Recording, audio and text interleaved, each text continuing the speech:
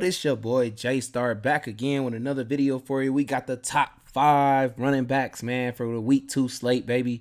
I hope y'all ready for this. So at number freaking 5, and like I say, when I go through my top 5, I go through by detail the matchup of the type of defense the other team is going against them, their strategy, and the actual matchup, man. I don't just pick because, oh, this is just a great running back.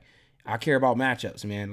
Because matchups is everything, man. The style of defense that running back is going against, and the style of play of that running back and that offense that they run matters, man, for fantasy points, especially because if they able to expose everything and use the running back in the right way against a certain defense, then that running back should have multiple opportunities of having great fantasy. And that's what I care about when I do my top 5s for every position. So we're going to get into this right now with my number 5 pick here. It is Deandre Swift, man. Washington, man. I know y'all had to see James Robinson, man. I already kind of knew Washington wasn't that good against the run. And James Washington, I kind of expected it to be ETN, but James Washington came in as a veteran that he is and just showed up, man, against Washington. And I mean, Swift looked amazing against the Eagles. And I don't even know, man, with all that he can do, with the shiftiness that he has, the pass catching ability, and the running game that he has, the shiftiness that this boy got, man, I could just see a crazy, he's way better than James Robinson. I know we can all agree with that. So, if James Robinson was ever get 20 fantasy points, I don't even know what Swift could get in, really against Washington, because I know he's a big weapon of their offense here, and that type of defense that Washington runs, man, I can see Swift exposing them and going for a big fantasy day, and that is why he's on my top 5. And we're going to move it on to the next the next running back here, and it's Nick Chubb. By far, the Jets, they didn't get exposed the way I think they should have got exposed. Lamar didn't really rush that many times is what I thought he would, being that he had his number 1 running back in Dobbins out of that game. But the Jets definitely, I still feel like, are a bad team against the rush, and it'll get exposed against Cleveland. I might as well have put both backs because they kind of shared the load a little bit. But Nick Chubb, man, the way he was running in that game against the Panthers alone, he's just so patient. He's so strong, man. I watched the way he finds the holes, man. He's just a really good actual running back, man. Golly, man. And I could see a big game for him against the Jets. If some of his goal lines don't get taken away by Kareem Hunt in this game, he could go for 2 touchdowns and 100-something yards against the Jets. And that's a big fantasy game for him. So definitely could be worth the actual, the pay up that you got to pay for him this week. But Nick Chubb has to be on my number 4 because, like I said, the Jets didn't get exposed the way they should. And now they're about to get exposed to me because they're going against 2 actual running backs in this game with a great line. Very patient backs, very strong backs. But Nick Chubb is the better actual runner, I believe. And I expect him to actually break free, for 100 and maybe 30 or 20 yards, man, in this game.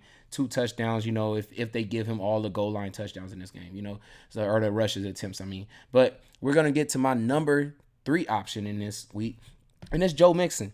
I think Joe Mixon, if Higgins is out, man, he's going to be used way more in the pass in this game, I feel like, because he's just a great weapon out there. He's got to be probably even when Higgins is there, he's almost the second best weapon out there. So, but if he's not playing, then yeah, definitely Mixon you got to be, he's going to be using the pass a lot in this game.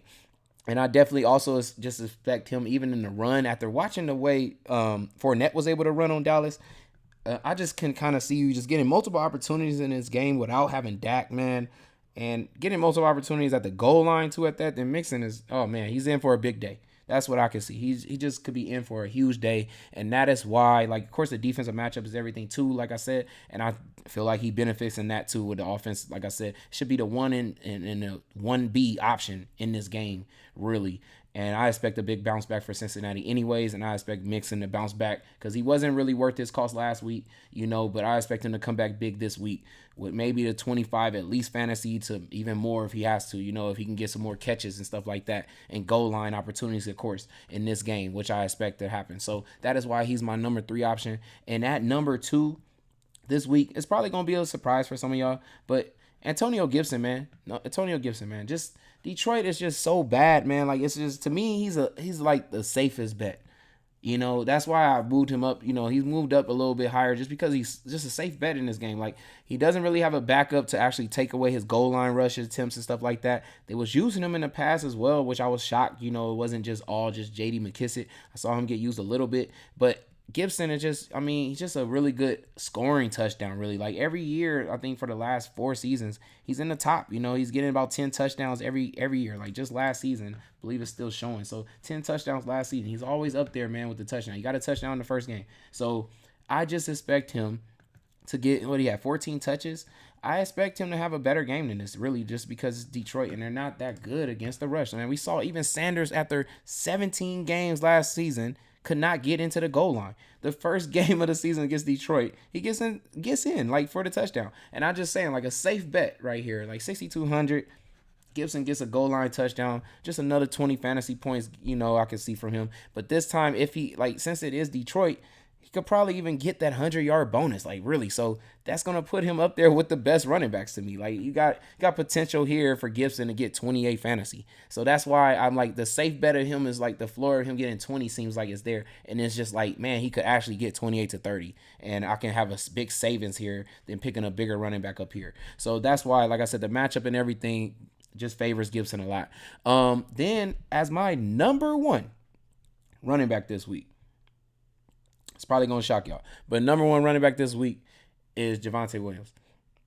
I just feel like, man, he played kind of sorry against the Seahawks with the fumbling and everything like that. But he had the touches, and I know it was kind of split, a little bit even. So if you want to go with Melvin Gordon too, you could do that. But come on, man. Jonathan Taylor just went off on Houston. Everybody kind of goes off on Houston. It's usually the main actual running back. Not to mention, though, Gordon probably, as they got close to the goal line, I did start seeing Gordon come in at that time. So I wouldn't mind taking Gordon as well. But I just feel like breaking a big run in this game. I saw the patience in his running. I seen the improvement in his running in that game in the Seahawks, even before the fumble and stuff like that happened. His runs were actually really good runs. And, the Seahawks are pretty bad too, against the rush and stuff like that. So I did expect a bigger game from him, but he did end up with still 20 fantasy points. And now you about to come off of that 20 fantasy points and play Houston. Man, it could be a 40 fantasy point game. Like, you could double those numbers, literally, like, with the multiple opportunities to score, because I feel like Russell's going to be trying to bounce back and play a lot better than what he did. And, now I feel like that was really their first preseason game, so they kind of got warmed up. And now I feel like they'll be ready to go against Houston, and I expect Javonte Williams to go off. Like, for real, if he did 20 points in that game, I could see 35 to 40 in this game. If he can get 2 goal line attempts, I feel like, rushing attempts, he's going to get them into the end zone against the Houston Texans. And that is why he's my number 1 pick.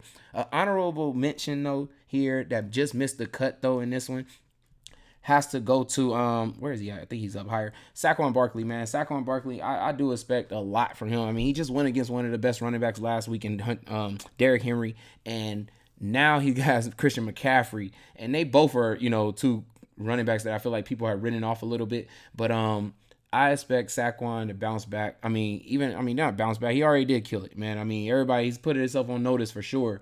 And he did. He just missed the cut barely. But after watching the way Chubb and what's his name, Hunt did against Carolina, I just don't see how doesn't Barkley do somewhere near the same results, because the difference is, they have 2 different running backs with the Cleveland Browns and stuff like that. One runs and one catches and does a little bit of running.